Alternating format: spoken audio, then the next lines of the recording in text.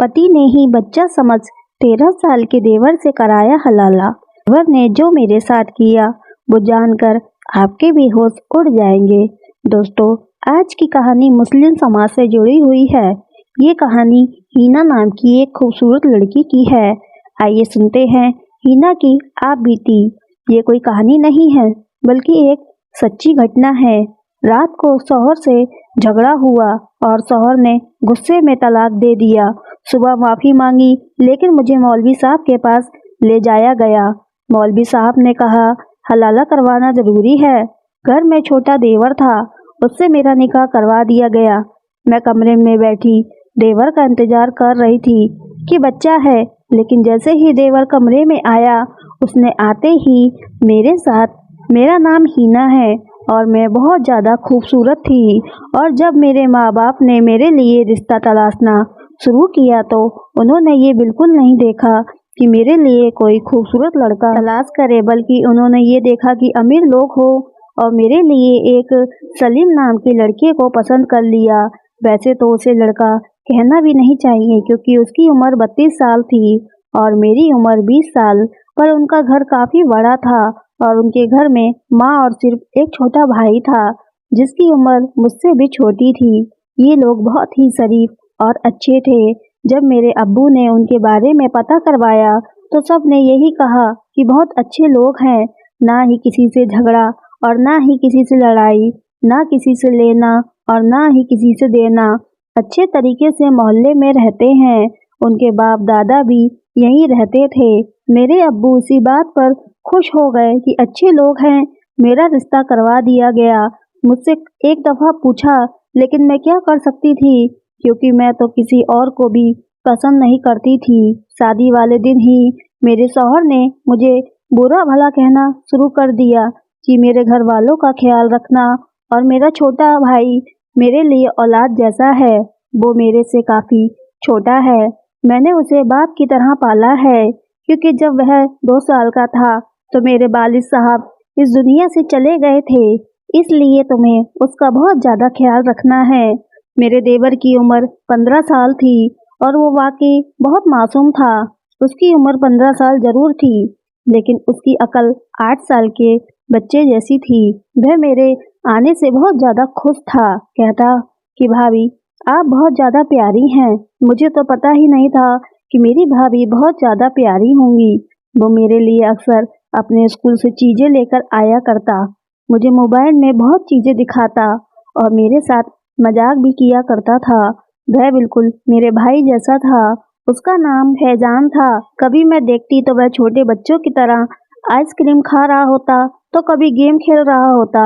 जब बाहर आइसक्रीम वाले की आवाज़ आती तो बाहर भाग जाता। मुझसे पूछता कि आपके पास पैसे हैं, तो मैं भी उसे पैसे दे दिया करती। मेरा शौहर मुझे खर्च देता था। मेरे लिए हर महीने 4 जोड़े कपड़े बनवाता था। मेरी ज़िंदगी अच्छी चल रही थी लेकिन मेरे शौहर के अंदर मेरे एहसास की कमी होने लगी क्योंकि जब हम शादी में जाते हैं तो लोग कहते कि कितनी प्यारी बीवी मिली है तुम्हें, वाह तुम्हारी तो किस्मत बहुत अच्छी है। कहीं तुम परिंदों को पानी तो नहीं पिलाते थे जो तुम्हें इतनी खूबसूरत बीवी मिल गई। मेरे शौहर के एक दोस्त ने तो मजाक में ये भी कह दिया कि लंगूर के हाथ में अंगूर आ गया। मेरे शौहर उस टाइम तो मुस्कुरा दिए लेकिन बाद में उसका मूड खराब हो गया। इसके बाद मुझे मेरे शौहर ने कहना शुरू कर दिया कि तुम ज़्यादा तैयार होकर मत जाया करो, तुम्हें ज़्यादा तैयार होने की ज़रूरत नहीं है, तुम बगैर मेकअप के ही अच्छी लगती हो। लेकिन मैं बिना तैयार हुए उससे ज़्यादा खूबसूरत लगती थी। एक दफ़ा बिना मेकअप के गई तब भी लोगों ने मेरी बहुत ज़्यादा तारीफ की। उस रात मेरा शौहर मुझसे झगड़ने लगा। एक दिन मैं सुबह उठी तो मेरी सास ने कहा कि बेटा बाहर दूध वाला आया है, दूध ले लो। जब मैं दूध ले रही थी तो मेरा शौहर अचानक से वहां आया और मुझे बाजू से पकड़कर अंदर घसीट लिया। दूध भी मेरे हाथ से गिर गया। मेरी सास ने यह मंजर देखा तो कहा क्या हो गया है। मैंने भेजा था उसे दूध लेने के लिए तो उसने कहा आपने क्यों भेजा, इतनी प्यारी लड़की को सुबह सुबह बाहर दूध वाले की नीयत खराब होती है। सुबह सुबह औरतों के घर जाकर उनसे बातें करते हैं और तुम वहाँ पर क्या करने गई थी, अपना आप को दिखा रही थी उसको। मैं हैरान रह गई। कि ऐसी तो कोई बात नहीं है, और मैं तो दुपट्टा करके गई थी तो मेरे शौहर ने कहा कि आज से तुम बुर्का पहनोगी। मेरी सास ने कहा कि हमारे खानदान में पहले किसी ने बुर्का नहीं पहना, जो इसको बुर्का पहनाओगे ठीक है।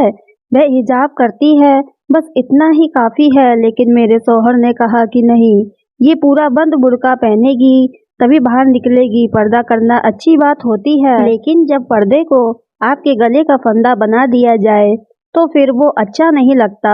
मेरे शौहर ने मुझे आहिस्ता आहिस्ता डांटना और गुस्सा करना शुरू कर दिया था। और एक दिन ऐसा हुआ कि मेरी सास ने कहा कि मैं उम्रा करने के लिए जा रही हूँ। बस सोचा था कि बड़े बेटे की शादी करूँगी तो उसके बाद उम्रा के लिए जाऊँगी। छोटा बेटा तो अभी बहुत ज़्यादा छोटा है, इसकी शादी में तो अभी टाइम है। मैंने अपनी सास को विदा कर दिया। मेरे शौहर ने कहा कि तैयार हो जाओ, शाम को ऑफिस पार्टी में जाना है। सब लोग अपनी बीवियों को लेकर आ रहे हैं। मैं थोड़ा बहुत तैयार हो गई, लेकिन जब पार्टी में गई तो सबकी नज़र मुझ पर ही थी। यहाँ तक कि मेरे शौहर के बॉस ने भी मेरी तारीफ की। मेरे शौहर को बड़ा ही गुस्सा आ रहा था। जब घर आई तो मेरे शौहर ने कहा कि मेरा बॉस किसी की भी तारीफ नहीं करता, उसके आगे अपना सिर काट कर भी रख दो तब भी वह नहीं। और तुम्हारे पीछे कैसे घूम रहा था, आगे पीछे हो रहा था, बड़ी तारीफें कर रहा था तुम्हारी। मैंने कहा कि इसमें क्या बुरी बात है। मेरे शौहर ने डांटना शुरू कर दिया। मैं भी तंग आ गई थी। मेरे शौहर ने कहा आज से तुम जरा सा भी मेकअप नहीं करोगी। मेरे शौहर ने सारा मेकअप उतार कर फेंक दिया और उसके बाद कहा कि कोई मेकअप गहना जेवर भी मुझे तुम पर नहीं चाहिए। मैंने सिर्फ इतना कह दिया कि आप गलतफहमी का शिकार हो। मेरी जुबान से ये लफ्ज निकल आए और मेरे शौहर ने चीखना चिल्लाना शुरू कर दिया। उसने मुझे तलाक दे दिया। अपने शौहर के मुंह से 3 दफा तलाक सुनकर मैं हैरान रह गई और जमीन पर बैठ गई और फिर मैं बेहोश हो गई। होश आया तो मेरा शौहर मेरे करीब बैठा था। मैंने कहा कि दूर रहिए, आप मुझे तलाक दे चुके हैं। मैं बुरी तरह रोने लगी तो मेरे शौहर ने कहा कि नहीं, ऐसे तलाक नहीं होता, हमारा तलाक नहीं हुआ है। लेकिन मैं मुतमईन नहीं थी। सुबह हम लोग मौलवी साहब के पास गए तो उन्होंने कहा कि तलाक हो गया है, क्योंकि तुमने 3 दफा कहा और औरत ने सुन लिया। अब हलाला करना पड़ेगा, नहीं तो ये तुम पर हराम हो चुकी है। मैंने कहा कि कोई हलाला नहीं करना, मैं अपने घर जाऊंगी। मेरा शौहर मेरे कदमों में बैठ गया और काफी माफी मांगने लगा कि मुझसे गलती हो गई, मुझको माफ कर दो, मैं तुम्हारे बगैर नहीं रह सकता। अभी तो हमारी शादी को 1 साल भी नहीं हुआ। मैंने कहा कि ये सब तो आपको पहले सोचना चाहिए था ना। मेरे शौहर बार बार मुझसे गुजारिश करने लगा कि तुम माफ कर दो, तुम्हारा कोई कसूर नहीं था, तुमने कोई बेवफाई नहीं की थी और बद किरदार भी नहीं थी। मैं गुस्से में था और मेरा गुस्सा तुम पर निकल गया। मैं क्या करूं, मर्द से भी तो गलती हो सकती है ना। जब हम लोग वापस आए तो मेरी आंखों में आंसू थे। मेरे देवर ने देख लिया। मैं एक कमरे में आ गई। मैंने अपने शौहर से कहा कि अब आप इस कमरे में नहीं आ सकते, मैं जा रही हूँ, और मैं अपना सामान पैक करने लगी। मेरा शौहर बच्चों की तरह रोने लगा और उसने कहा कि तुम्हारे साथ भी तो बुरा होगा जब तुम 6 महीने बाद जाकर ये सबको बताओगी कि तुम्हारा तलाक हो गया है। तो क्या तुम्हारे घर वाले तुम्हें घर में बिठा लेंगे? क्या तुम्हारी शादी फिर से नहीं करेंगे? तुम्हें दोबारा फिर से किसी से तो शादी करनी होगी ना, तो तुम मुझसे दोबारा शादी क्यों नहीं कर सकती? मैं अपने शौहर से बहुत ज़्यादा मोहब्बत करती थी। मैंने कहा कि मैं ये सब नहीं कर सकती, ये सज़ा आप मर्दों को दी गई है, लेकिन दरअसल ये औरतों के लिए भी सज़ा ही है। इसमें मेरा क्या कसूर है? तलाक तो आपने दिया है, तो सज़ा मैं क्यों लूँ? आपको तो कुछ भी नहीं होगा। और मेरे शौहर ने तो मेरा पीछा ही नहीं छोड़ा, बार बार मुझसे गुजारिश करता रहा। फिर मैंने कहा कि हलाला किसके साथ करवाएंगे? कौन है हलाला करने के लिए? तो अचानक से कमरे के दरवाजे पर दस्तक हुई और मेरा देवर अंदर आया। उसने कहा कि भाभी को क्या हुआ है, रो क्यों रही हैं? मैंने उन्हें रोते हुए देखा और आप लोग लड़ाई झगड़ा क्यों कर रहे हैं?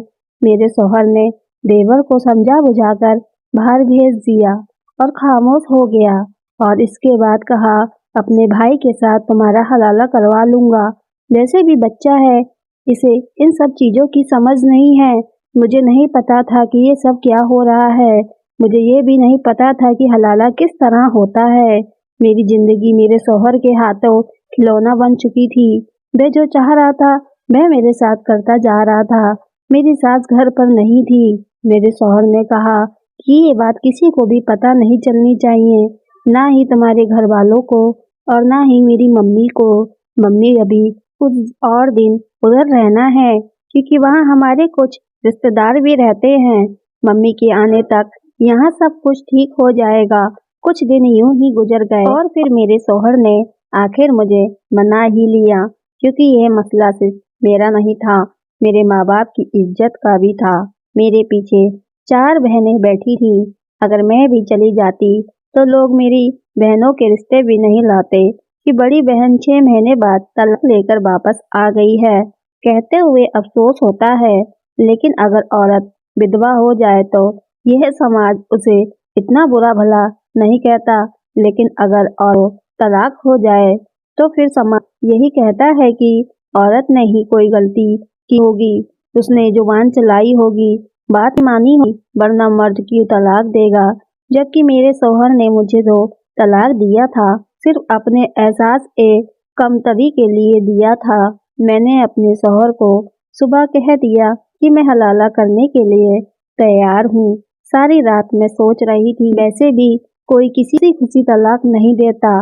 गुस्सा या कोई परेशानी होती है तभी इस तरह का काम करता है। मेरा शौहर बहुत ज्यादा शर्मिंदा था, मुझे बार बार माफी मुझसे मांग रहा था। मेरे पैरों में बैठ गया कि मुझे माफ कर दो। उसने दोनों हाथों से मेरे पैर पकड़े हुए थे। मैंने उसे माफ कर दिया और कहा कि ठीक है, मैं तुम्हारी बात को मान लेती हूँ, सिर्फ इसलिए कि मेरे माँ बाप और मेरी बहनों की भी इज्जत का सवाल है। लेकिन इस बात की क्या गारंटी कि तुम दोबारा ऐसा नहीं करोगे? मेरे शौहर ने कहा कि दोबारा ऐसा कभी नहीं करूँगा। खुदा की कसम खाकर कहता हूँ। इस टाइम मैं यह नहीं जान पाई कि उसने मुझसे निकाह भी तो खुदा की कसम खाकर ही किया था। मैंने शौहर को कहा कि आप देवर को किस तरह से समझाएंगे? उसका नाम साहिल था, वह बच्चा था। मेरे शौहर ने कहा कि मैं उसको समझा दूंगा और वैसे भी बच्चा है, तुम्हें डरने की जरूरत नहीं है, कुछ भी नहीं होगा, बस हलाला पूरा हो जाएगा और इसके बाद तुम दोबारा से मेरे निकाह में आ जाओगी।